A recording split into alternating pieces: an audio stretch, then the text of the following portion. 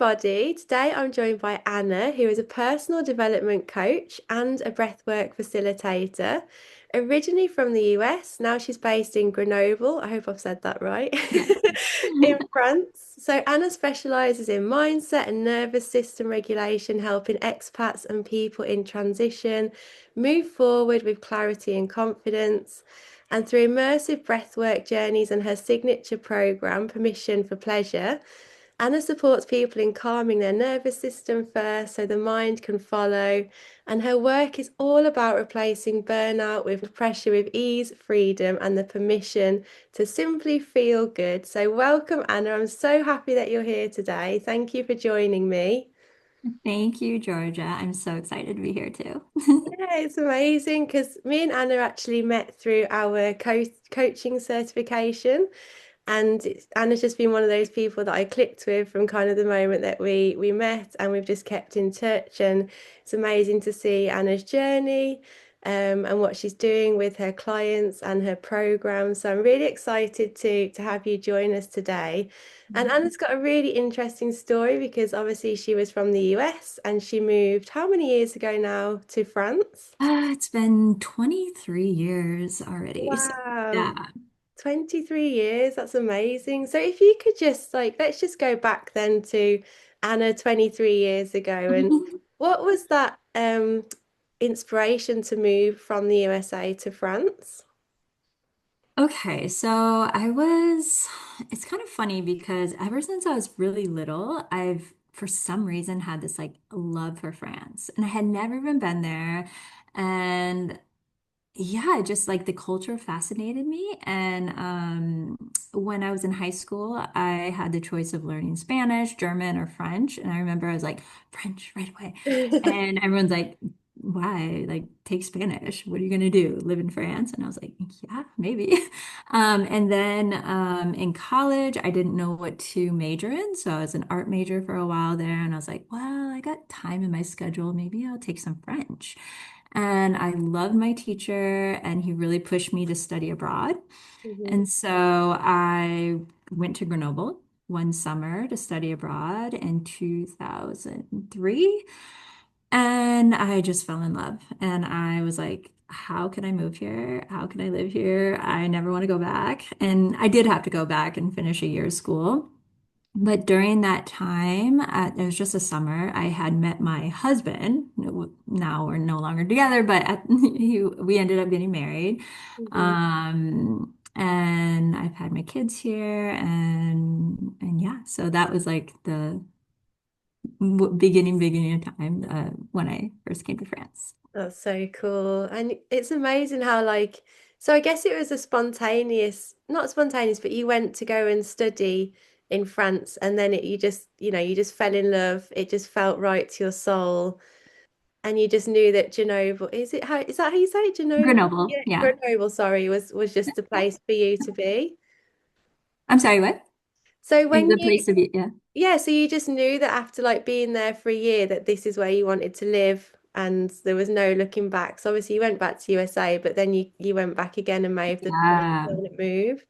Yeah, and everyone's like, "Oh, you're going back because your boyfriend's there." And I'm like, "No, like I really love it. Like it felt like home right away, and I love the city and I love nature. And so we're in the Alps, and not like in the Alps. It's a big city. There's like 400,000 people, give or take, and you can be in the mountains in like pure nature in like 15 minutes, 10 to 15 minute car ride. And so I had the best of both worlds. It's a big student city, and just there's always stuff to do. And then if I want to get out into like pure nature, it's just like right there. Yeah, Wow. so it was that my own like yeah, just feeling really at home here. And then there's an advantage to having a partner who is from here and French and made the transition obviously a little bit easier too that way. Oh wow. And did you find like any challenges when you moved to a new country? Did anything kind of feel difficult for you? I know some people when they first move abroad, there can be that feeling of loneliness or, not fitting in. Yeah, definitely. And it's funny because my first year, like I didn't look at it that way. And looking back, I was like, oh my gosh, like that was really hard. Like the first, like just having to like learn things that you take advantage of, like take for granted. And like I remember having to write a check. Like I know we don't use checks that much anymore, but I was like, I don't know how to write a check in France. Or speaking on the phone, that was a big one. And I even had a pretty good like I spoke French pretty well. And so yeah, just all those hurdles. And I really had to lean on my husband, my boyfriend at the time. And I consider myself a pretty independent person and really having to like need other people and just yeah, feeling like I had to learn so many things over again. And but I was having like the time of my life too. Um and after that year, I was just like, whoa, I really, really like quantum leaped and learned so much in such a quick amount of time about myself, about yeah, my capacity of living abroad too, which was fun, but not always easy. Yeah, no, I completely feel you there because my husband Jack, he speaks Spanish. So Okay. when we were kind of thinking about moving abroad, it was Portugal or Spain. That was the two Mhm. countries, and we went to Portugal on holiday and just realized how difficult it is to not speak to people. Just Oh. simple things like not being able to order food. And we were like, yeah, maybe we should go to France because Jack already had the language. But I found that something really challenging myself is just having to rely for him so much because normally I'm quite a confident person. If Mhm. I'm in England, I like to talk to people in the Mhm. shops and just have small talk with people, shop owners, etc. But like moving here, I really lost that confidence in myself and had to become quite dependent on him.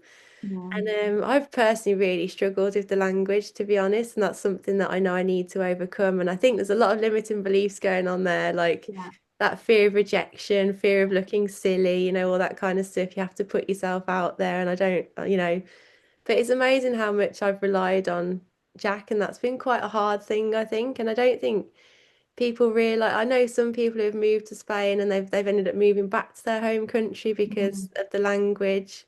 Yeah. I think they just assume that everyone would speak English, even the Spanish people, and Mhm. but it's not the case really, is it, when you move? I think language is such a huge thing if you do want to move abroad. For sure, for sure. Yeah.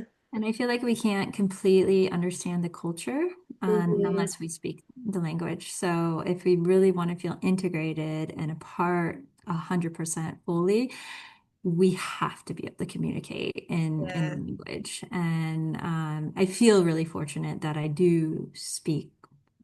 I hate saying fluent because I feel like I'm never like there's always something to learn, but I'm very comfortable with the language. So um, but yeah, it was definitely rocky in the beginning. Yeah. And like I know my fellow expats and other people who've moved here to France, like we all share the same frustration with French administration and Mm. bureaucracy. Oh Like gosh, yeah. it is a journey. It will crack you open. Like you need patience. And even for the locals and people who speak the language perfectly, we're all just like, oh, French administration. There's sometimes no logic and just like such a headache. And but we always tell people like who are just like coming here and like trying to get their visa or whatnot, we're like, patience, solidarity. If there's a will, there's a way. Yeah. Just keep Yeah. positive. Don't just keep going for it and you'll get it. And Yeah. usually we do, but there's a little fight for it first. It is a shock, isn't it, as well? I think when you come from countries like, say, America or England, where admin, it's all very quick. You Mm, apply for something, it's there like the next day, or it's sent via an email. Like in Spain, it's just, I don't know about France, but it's like to go and like get a washing machine or a phone contract, you have to take about 50 pieces of paper, your Padron, your NIE. Like they want to know, your grandmother's birth certificate, like everything, and it's all on paper. Oh And my then God. they're literally stamping things, and it's like, right, come back in 2 weeks on Tuesday and come and collect your stuff. And you're just like, really? It's really challenging. I agree. It's, oh my gosh, it's always so overcomplicated. Like, Yeah, yeah, totally. So when you moved to from America to France, what was the process like for you getting the visa and all that paperwork? Was it pretty easy back then? um, yes and no. So I know it's gotten more difficult. And I was lucky I could do everything by mail. I remember I never even had to like go to the consulate, but I guess now you like have to do everything in person. I I had the advantage of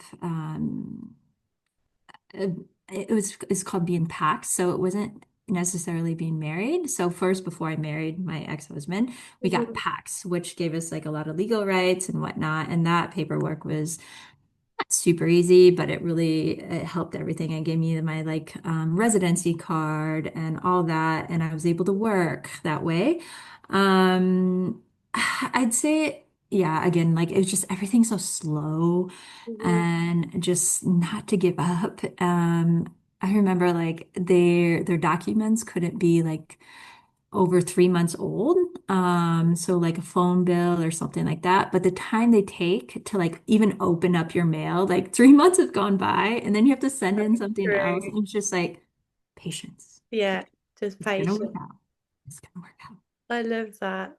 And what was like the biggest culture shock about moving to France? Maybe something that you didn't anticipate.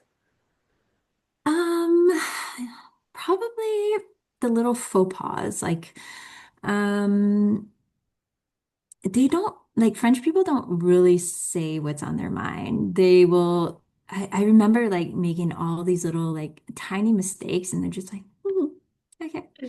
And and when I realized later on when I understood the culture, I was like, oh my gosh, I've been doing that for this long. And um yeah, just this not really being forward about like what's right and what's wrong and what like they're very it's very important how like table etiquette. Right. And I just remember like I don't know, putting my bread on my plate, not on the table, or eating like not necessarily the right with a fork and knife, or just little things like that that we don't really realize we're doing wrong. And it just was, they're so judgy about it later on. Or I remember my ex Wow. mother-in-law would be like, she'd like sometimes just like rat on everything I did wrong. And I'm like, why don't you tell me this? Like, I'm Oh, supposed to just like know it, but yeah, so I guess it would be, yeah, definitely like the table etiquette and just those little faux pas that I didn't realize I was doing that are really, really important not to. wow, that's crazy. So you've got two children as well, and Yeah. do they feel like French? Do they feel like they're fully French, or Oh, yeah. yeah, Yeah, they're definitely little Frenchies. So they were born here and yeah, almost 16 and almost 13. And we go back to the States probably like every other year. And when they go back, they love it. It's like America. Oh. yeah. But their first language is French. Like they understand English perfectly and they speak pretty well, but they always respond to me in French. Wow, Yeah, they love like the first I mean they love their whole time when they're in the United States, but towards the end they're like, I miss my cheese, I miss this. Why do the Americans do it this way? And they're all like, you're so French. Like and they're wow. yeah. So my it's funny though, because I feel like I have one that's a little bit more American and one that's more French. And my youngest, she's definitely more American in that sense. And like she wants to live in the United States and like she loves just like that culture and everything. And so we'll see, maybe someday. Wow, that's so cool. So do your family come over a lot to come and stay with you, or do you go back to the USA more? I probably go back more than my family visits. They do. I have two older brothers and they're Mm. married and they've all come to visit. And my parents used to come visit every other year. So the year we'd go visit, the following year they'd come visit me. But now, yeah, that's kind of, my mother's passed away, and then my father, he's older now, so he doesn't really like to travel that much. So I usually, and myself and the kids will go back and visit. Yeah. And could you ever see yourself moving back to the USA? Or is Hmm. Good question. So, never say never, but Mhm. my dream would be to have like a house in the United States and maybe spend Yeah. like 3 months or maybe 6 months out of the year. Yeah, living in between France and the United States. Now that my dad's getting older, and when my mom was ill, I went back quite a lot, and I definitely bonded with my siblings much more. And I do feel like I'm missing a little bit of that, so much more than I did when I first moved here. Hmm. So yeah, my dream would be to have a residency also in the United States and as well in France. And yeah, who knows? Maybe, maybe. Yeah. No, I feel the same as you actually. Like I don't think I'd again never say never, you never know. But as my mum is getting older, I kind of feel, I want to spend more time with her and it's important, isn't it? And yeah, just to, just family is everything, isn't it? I think when you first move abroad, it's exciting and you're living on the Mhm. adrenaline and Mhm. but as time goes on, it's like you can still feel the roots there, like in England and just that having that family nearby. Because although we have friends, I'm sure it's like you, it's just, you know, family is important, isn't it? I think that's something I find really hard being out here. Mm. Yeah. Definitely, and some of my best friends from childhood we still hang out and when I go back to the United States, and it's just Oh. the connection that we have, like I haven't found that here yet. And though I do have really close friends I consider in France, just yeah, my I can think of my two like best friends back in the States that is just they're like my soul sisters basically. So that I haven't, yeah, found here. Yeah. But do you have like a good community of friends there? I do. And it's funny, I've actually really started getting more involved in the English speaking community more than ever these last couple years. And yeah, meeting many more expats, and I have friends that I've known also for years and years that I've been here.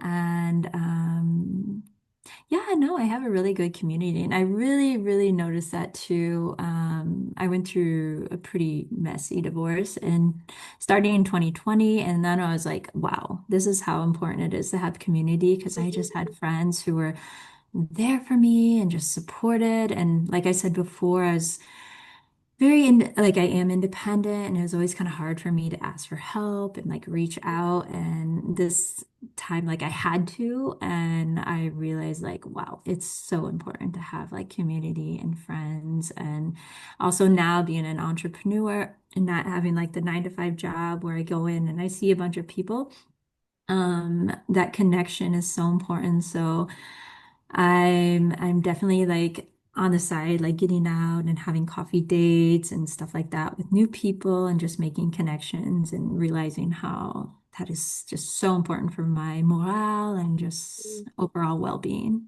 Yeah, totally. Again, I can relate to that because when me and Jack first moved to Spain, we obviously we were living really remote in the mountain. We had the Mm. idea of we'll never need anyone. It's just going to be us two. Like, don't want, not bothered about friends, not bothered about anything. Just going to stay in this little mountain bubble. And but actually, like you realize how important it is to have community around you. And when people say to me about being self-sufficient, Mm. um. I mean, it's a nice dream, but actually, like you need to have people around you. Like it's so Yeah. hard to be just reliant on yourself for everything. There were so Yeah. many occasions we'd have, our car would break down, or like when we had the fire, for example, or Yeah. there was a time when like there was a mad storm and there was like 16 trees fell down the track. Oh, I was 8.5 months pregnant.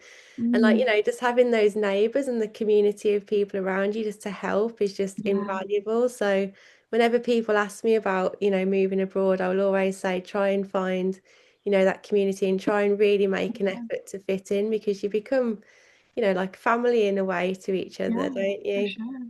Yeah. And we're humans, we're wired to be in a pack, and it's a survival necessity actually to have connections with others, and Hmm. especially for women because like I Hmm. can go back into like evolution and whatnot. We for example, if we're being chased by bears or tigers or whatnot, and maybe if we're pregnant or carrying young ones, like we need help from others. Yeah. So from the beginning of time, we're wired to as women to like go towards others, and that's how we like regulate our nervous system too, with co-regulation and Mm. connection with others. So it's even more important for women to be regulating their nervous system and using like the techniques and stuff that we do in our coaching and my programs and whatnot.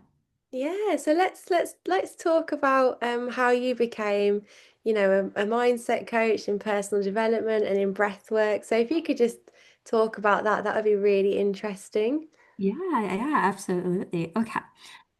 So, for 18 some years, I was a resident director for a study abroad program, and I loved that for a while. And then in 2020, that was like the beginning of like my personal development journey. I finally got the courage to like leave a toxic relationship. And I was starting to like join, I went back to school, I studied psychology, I started going on retreats, like wellness retreats and stuff like that. And really just like deep diving into me and like Mm. getting for, yeah. And so I also saw a psychologist at the time during my divorce, and which was helpful. Though it was just like a little, it was definitely not enough. And so I joined a group, and it was a somatic therapy group. Mhm. And we did a lot of breath work. And it wasn't there I discovered breath work, but it was like when I took off, I was like, wow, I need to learn how to teach this. And so doing that, I was working with a coach, and I was like, wow, this is helping me more in like a month than like a year of talk therapy. Wow. And yeah, and so it was really working with the bottom up, like body-based therapy. So with somatic practices, with the breath work, with yeah, mostly somatic practices. Mhm. And I did a few breathwork retreats as well. And then I was like, I want to be a coach. Like this, I thought about being a psychologist when I went back to school to study Mhm. psychology and that. But when I started working with a coach, I was like, this, I can work with anybody because everyone needs a coach, like Mhm. we can all benefit. And there's a lot of red tape too when you're a psychologist or psychotherapist. And with the coaching, like, yeah, I decide like I can go for my heart and I can add in a bunch of stuff. And yeah, it's how I want to do it. And so I joined Yes Supply and started the coaching certification. And I also at the same time was doing a breathwork certification program.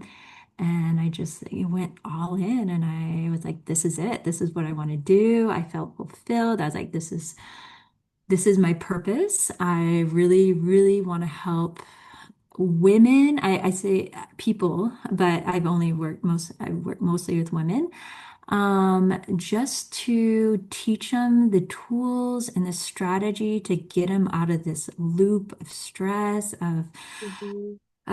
just all the things that I saw myself going through and looking back at my past. And I was like, wow, I was just really in a I had a really dysregulated nervous system.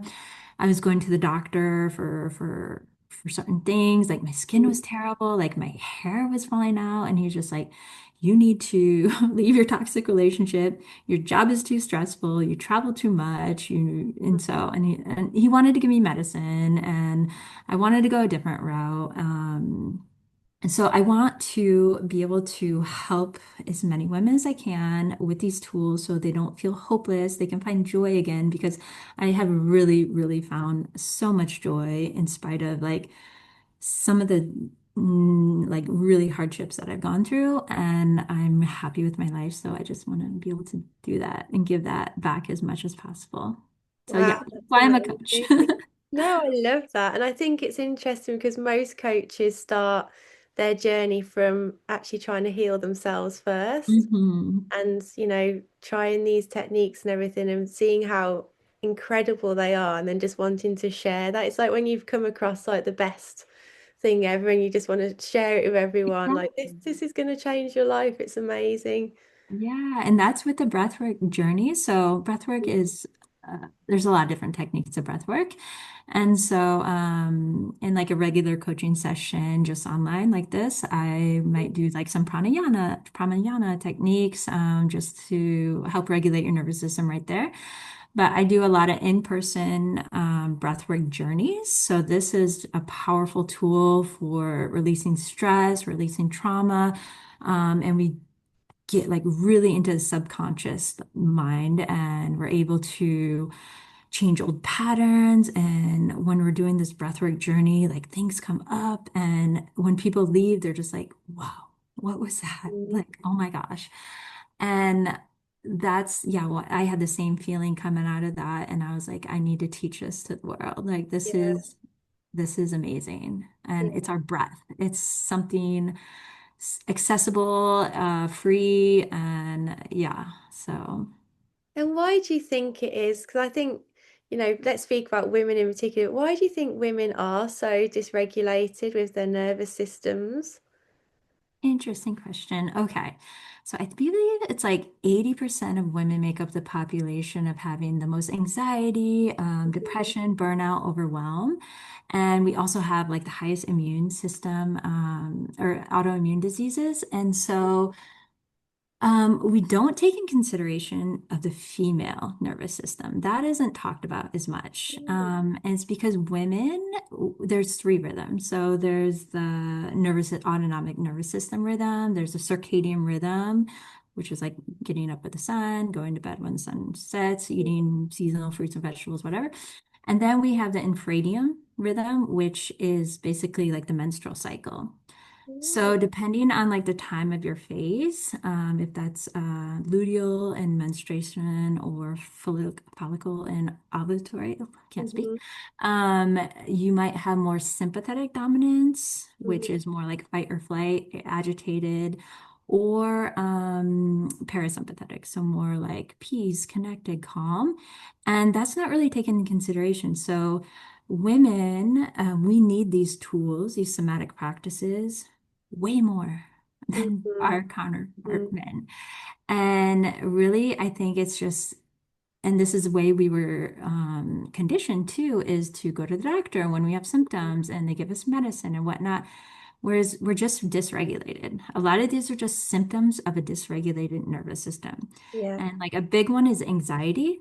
yeah. And even like depression. I'm not saying that depression doesn't exist, but like when we're at what's called dorsal shutdown or collapse or freeze, resembles a depression or burnout.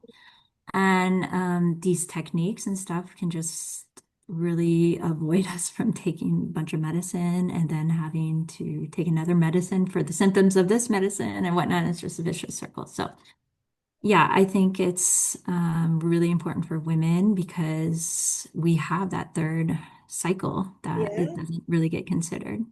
That's really interesting. And do you think it's because just of the pressures of society, why we're all being so dysregulated? Because humans aren't really meant to be living the lifestyles that we are, Of the course, yeah. technology, the constant stimulation, the instant Oh gratification, yeah. the Oh busy yeah. lifestyles, the hustle, the bustle, like, it's no wonder that as a society we are so sick and our mental health is so sick Yeah. because we're just not meant to be living. this kind of life, are we? No, no. And we get a badge of honor when we are like burnout or overworking or going all the Yeah, time. Like, yeah, absolutely. It's in our culture. We live in a dopamine dominated world too. Like everything, we get dopamine hits because everything, and that's what we're always going for. So yeah, it's definitely a society and the way we've always been kind of like brought up and raised. So. yeah. And you were saying about somatic techniques as well. Some people might not know what that means. So could you explain a little bit about what somatic work is and how it works with us to regulate the nervous system? Okay, so soma means body, so it's really a body-based therapy using certain like exercises, breath work, especially to calm down our nervous system and activate what's called the vagus nerve. So Mhm, the vagus nerve is the longest nerve in starting at the base of your brain, and it goes all the way down and it touches all your organs. And mhm, for example, when we're doing breath work, if we're breathing through our whole capacity of our lungs, so the lower part, we're pushing onto that vagus nerve, and it's sending a signal to our brain mhm, saying we're safe, we're calm. If we're only breathing in the top of our chest, we have a lot of nerve endings that are from the sympathetic mhm, nervous system. So that's like the fight or flight. So imagine if you're breathing like short, choppy breaths up here, you're sending a signal to your brain like danger, run. And that's when people too get like stuck in this like fight or flight all the time. And this chronic or the sympathetic overdrive, and then it brings us into this burnout or dorsal shutdown and what looks like depressed or just what I call like in the cave where it's really kind of hard to get out of. And so like somatic practices, they are certain movements that really um, yeah, just get the body and sending these signals to our vagus nerve, which is like the messenger. It can consider it like our the highway to send info to mhm. our into our brains.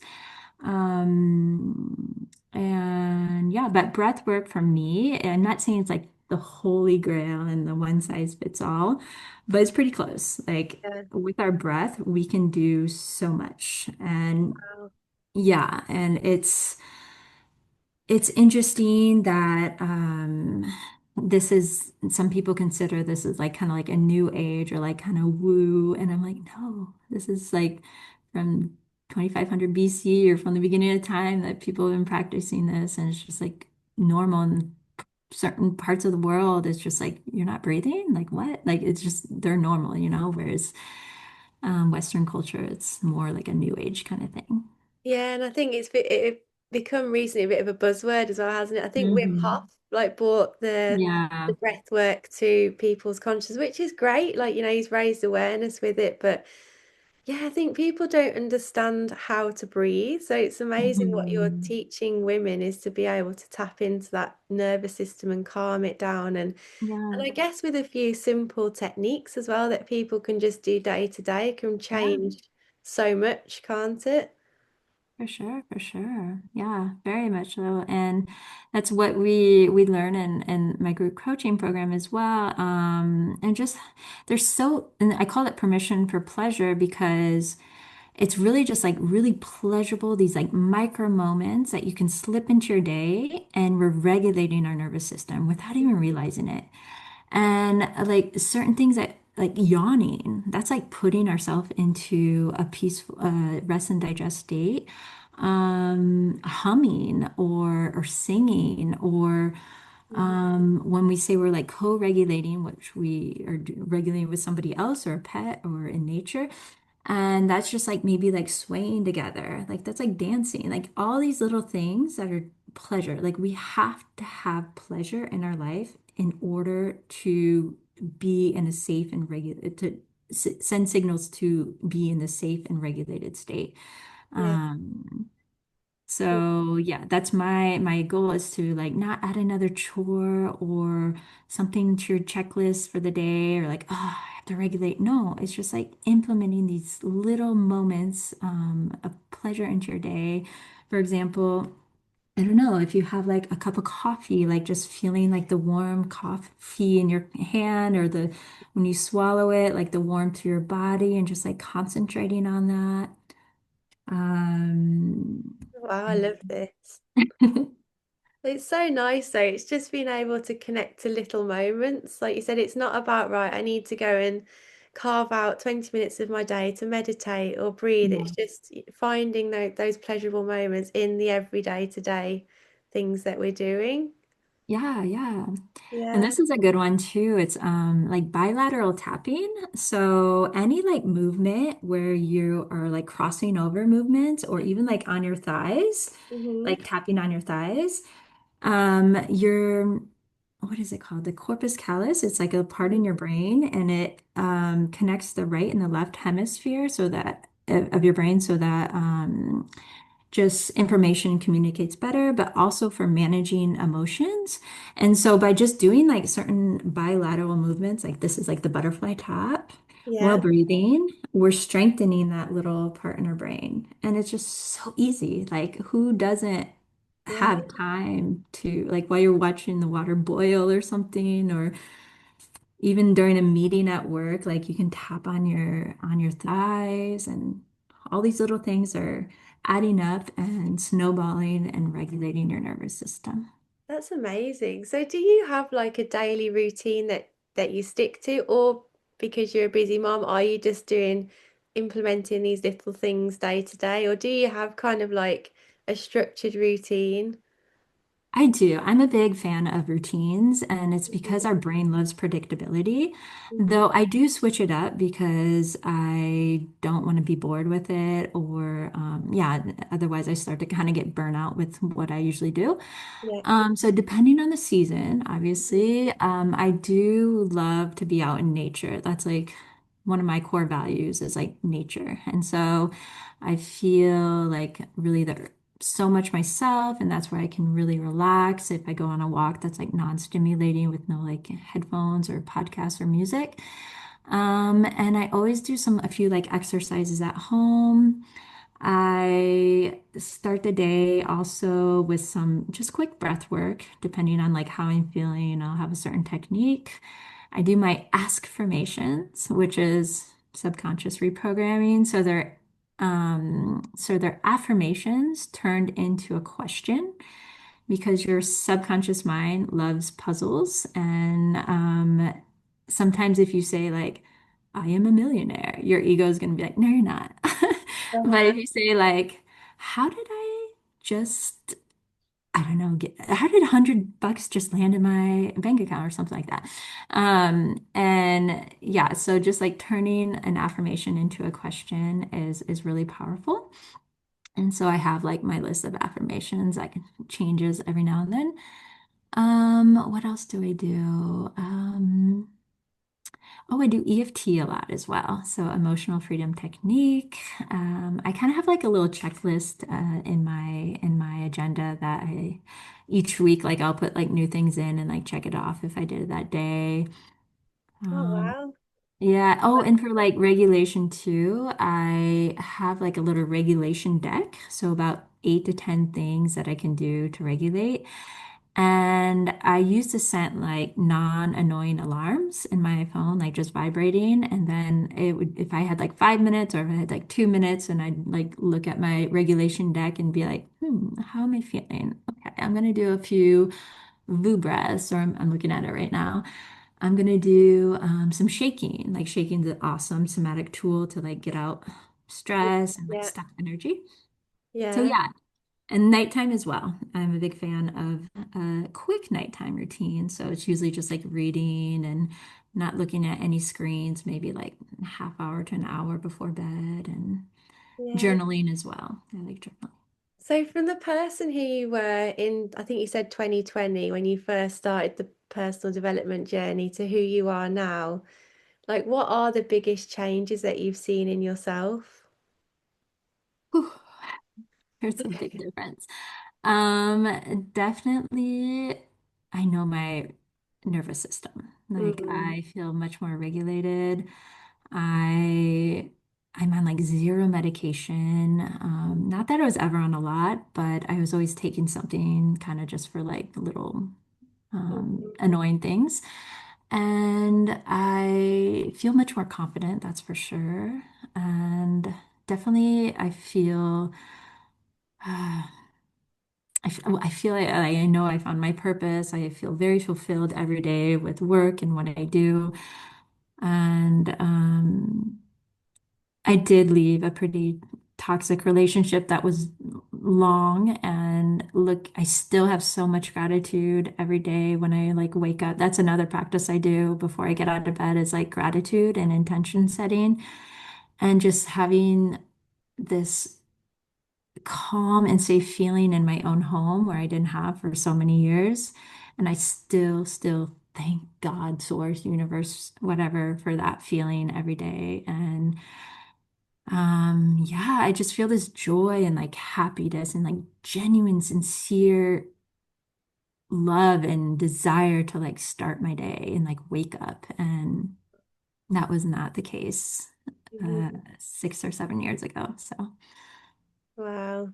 mm, Amazing. And you were saying with these techniques, do you use them with your children at all? Like, so is there any kind of techniques that you would say to people who have children who maybe like my daughter example, she's quite anxious, my mhm. eldest daughter, and she definitely shallow breathes. Like I keep trying to tell her Mhm. to fill up the balloon, but Yeah. she really struggles with it and she breathes through her mouth a lot, which I'm trying Mhm. to consciously get her to be aware of. But what kind of techniques would you say to moms or dads who are listening that you can kind of help your children with who maybe do suffer with a bit of anxiety or Great question. Yeah, and my daughter as well, she's very anxious as well. And for a while I was doing a lot of EFT mm, and now they're kind of just like bored with it because it's like I think if a third person would do a third party would do it, they'd be like, okay.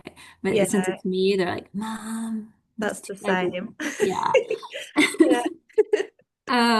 However, what works really well with my youngest when she is anxious is I don't tell her to breathe. I breathe with her. So like I'll hold her and she attunes to my regulated state and my breath. And just as I'm holding her, I'm really emphasizing breathing deep into my belly, like filling it up with a balloon. And Mhm, when your hugs are definitely longer than 20 seconds, I mean, that's great co-regulating as it is, but just really like matching our breaths together. And you'll mhm. see like it works pretty quick. But anytime I say like, just breathe, she probably wants to punch me. Yeah. So I definitely don't, or shaking. Shaking's a great one. Especially in the evening. You'd Yeah. think it'd like wake them up. It's actually getting like a lot of that that energy out from the day and shaking completes the stress cycle. So it's good to like finish your day actually with some shaking it out. Wow, that's really interesting. I'm learning so much. It's so Thank you. interesting.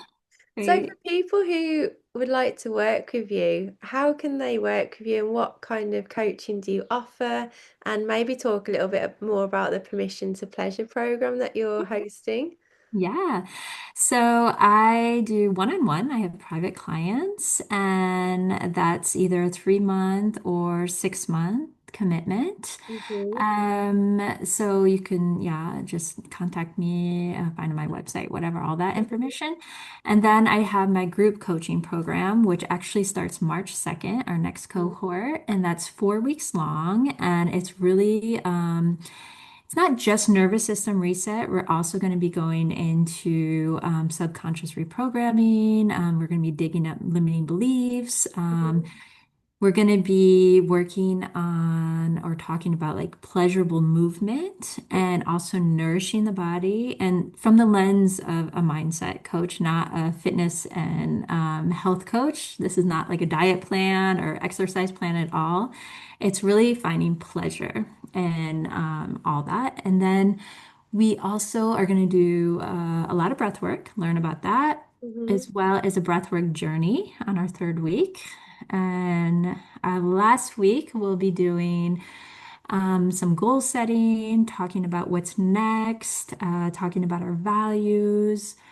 And yeah, that's it. Wow, So it that's sounds fun. amazing. Sign me up.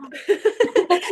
Sounds No, incredible. I'm so excited about it. Like I put all my heart in it, and it's really, I can't say it's like everything I've learned, but I've condensed like a big part of like my own experience and stuff I know that's like Mhm. works. And I know this is going to be a really great group already. Like I feel the energy, and it's yeah, I'm so super excited. March Oh, 2nd. wow, amazing. Okay, well, we'll definitely link everything to work with you in the show notes. So, like your website. I don't know if you have a special link to the Permission to Pleasure page, but we can put all of that in Okay. show notes. So, anyone who wants to work with you can find your information. Yeah, I'm on Instagram a lot too and Facebook, so that's where I hang out as well. Perfect. Yeah, we'll link all of that. So I know that you wanted to kind of go through a breathwork experience with myself, which I'm really excited about because obviously anyone listening to this can join in as well. So when you're ready, if you feel like Yeah. now's the right time, I'm so excited for this. Okay, yeah. So I thought we would do an energizing breath Mhm. together, which is a pranayama technique. And a lot of times when we think of breath work, we think of just like for relaxation, Mhm. but that's definitely, I mean, yes, it is one great tool for relaxation, but we can also use our breath for raising our energy. If we have like digestion problems, it can help us, like for certain breaths can help us digest. If say we wake up in the middle of the night, there's a certain breath that like brings us back to Mhm. calm. So this breath, it's a pranayama technique, and just read it. It's called Sirabedi, and it's solar revitalizing breath. And this is a unilateral nostril breathing technique that energizes the body by activating the sun energy or the masculine energy. Yeah. And there's nothing to do with gender here. It's just the masculine energy is like Mhm. that go, go, go, get stuff done energy. Yeah. And this is a great antidote for fatigue. And so we're going to inhale through the right nostril Hmm. and exhale through the left. And then again, inhale through the right and exhale through the left. And in between your inhales and exhales, we're going to retain the breath. So it's just going to look like this. So breathing deep and up, and as much as you can, even like sip up at the top, another breath, and then hold it. And then we plug our right nostril, and then we breathe out our left.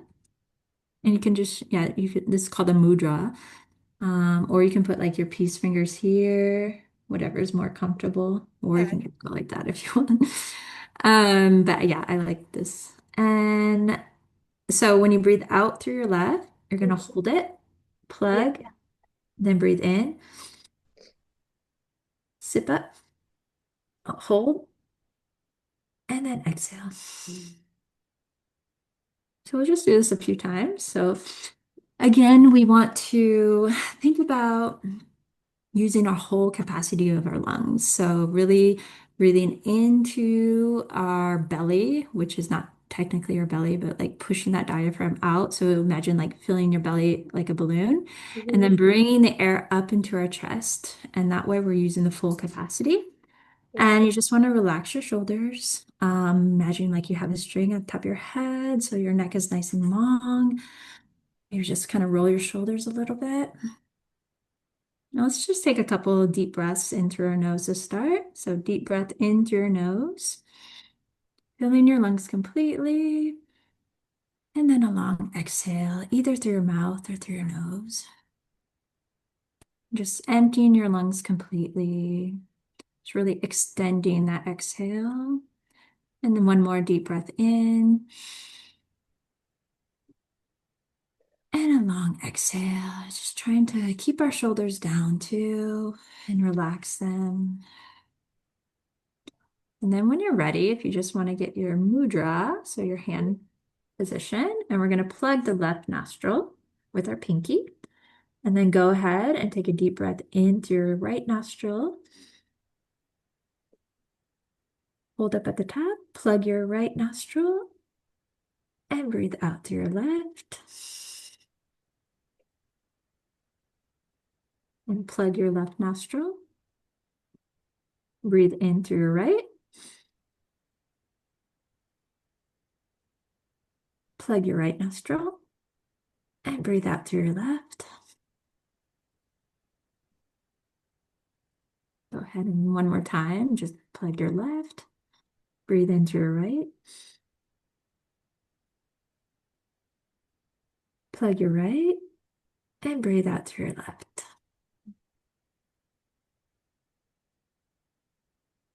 Amazing. So that was just a bite size. But Oh, if you're to do this for only 5 minutes, we're actually bringing our brain waves down into a lower, which is like the alpha phase. And that's when we can start to access a little bit more of our subconscious, and you'll instantly feel more calm, but also energized and maybe a little bit more focused and a little bit more clarity. And if you're to do that, breathing into your left and then out to your right, it's actually opposite. So we'd be activating the feminine energy, which is the more like intuitive, the more nurturing, the more calm. So like before bed, it's a good end of the day technique. that's amazing. I feel so yeah, I don't know, like lucid already. I don't know. I feel a little bit like, ooh, it's amazing how it Amazing. can just bring you back to yourself. Just simple breathing, just, wow, Thank you. amazing. Yay. Great. Wow. Well, no, thank you so much. That was really nice. And so you say to Thank you. recommend doing that. So that's if you want more energy is going Yes. from right to left, and then if you want to calm, left to right. Yes. So Yeah. breathing in. Yes. So your the left side is the feminine, like you Yeah. will. Yeah. And so breathing in through your right is waking you up. It gives you some Okay. boost. So like in the morning or maybe like midday if you need a boost of energy. Amazing. No, I really love that. It's kind of so we were like, right, I need to concentrate back on the podcast again. But no, thank you so much for You're for doing that welcome. with us. And yeah, so like I said, I'm going to link everything to work with you in the show notes. So your website, your social medias, how to contact you to work with you. Thank you. Um, yeah, is there anything else that you can think of that, maybe for people who, let's say, burnt out moms who are feeling, they've lost their purpose, their passion, they're Mm. stressed, they're dysregulated. What advice would you give, to these women Mm. out there? Well, there's definitely hope. And I always say that you have to fill up your cup first in the Hmm. morning or before you enter out into the world. And yes, Hmm. because we can't pour from an empty cup. And we really always need to prioritize ourselves. And it's not selfish at all. We're actually showing up better as a mother, we're showing up better as a spouse or a friend or a partner, whatever. And so there's definitely nothing selfish about that. And it's yeah, you need it. And that could be as simple as like having a morning routine and doing something that you love and only you love, and it really just gives you that boost. I know for myself, like if I don't do some of my morning routines, I might be a little bit more on edge or projecting onto my children, unfortunately.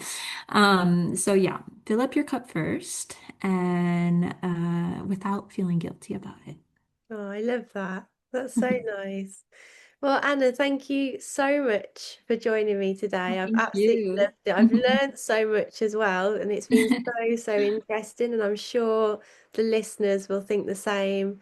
Like I said, I'm gonna, pop everything in the show notes so how to work with you. And yeah, just thank you so much. It's been absolutely amazing, and I hope you've Yeah. enjoyed yourself as well. Yes, I had so much fun. Thank you so much. No, thank you. Well, I will love you and leave you there. And wishing you a really beautiful rest of your weekend. I was looking what day it was, and it is Friday today. But yeah, I hope you have a lovely weekend, and I know we'll be in touch personally. Yeah. But thank you so much again. Yeah, thank you so much, Jordan. Thank you, and take care. You too. Bye See bye. you soon. Bye. Bye.